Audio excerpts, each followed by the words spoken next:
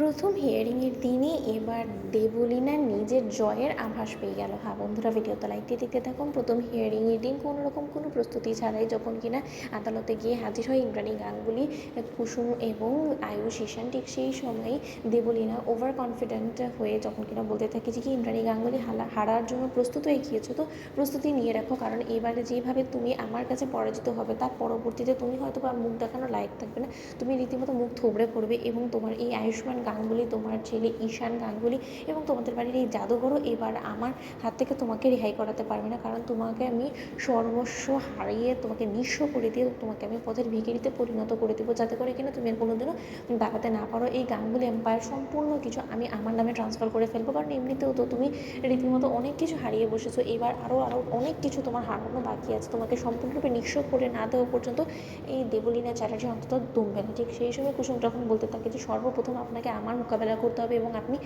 আমার মোকাবেলা করে তাকে জিতে নিন, তার পরবর্তীতে আপনি নিজের জিতের এরকম জয়কার করবেন, তাই না?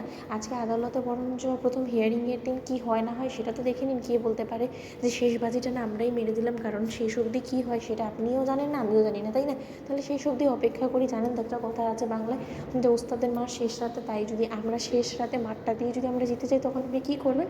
তাই সেই সময় আপনি যদি জিতে যান তাহলে আপনি সেই সময়ের জন্য আপনার এই কথাগুলো বাঁচিয়ে রাখুন। এখন শুধু শুধু ফাঁকা গুলি ছেড়ে কী লাভ বলুন তো?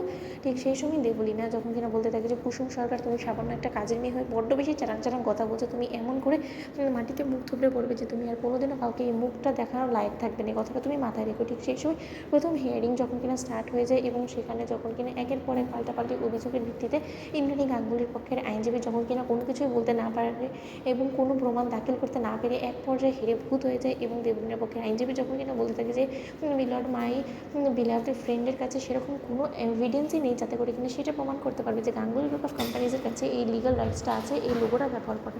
তাই আমার কেন জানি না মনে হচ্ছে যে আমার বিলাভড ফ্রেন্ড নিজের হারার সমস্ত